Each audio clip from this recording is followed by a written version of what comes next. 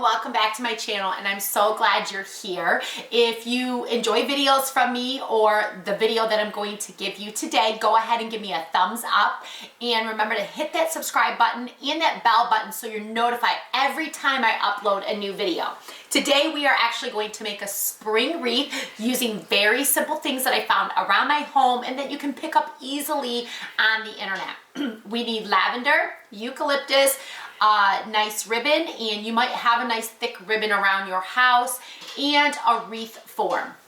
I had this wreath form in my home, and I found some eucalyptus that I used in another project along with lavender. You don't necessarily have to use lavender. You can use whatever you have around your home, and you'll need a glue gun, wire cutter, and scissors.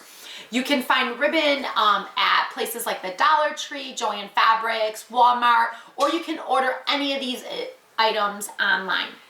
Now, while I'm staying home, I'm trying to spruce up areas in my home to brighten it for the spring leading into the summer. So we are going to make this simple wreath. It's going to take you literally less than 10 minutes. It may take you a little more depending on how picky you are, but it's so simple, and it's going to brighten up your front door, back door, or any door in your home. So let's turn this camera around and get started.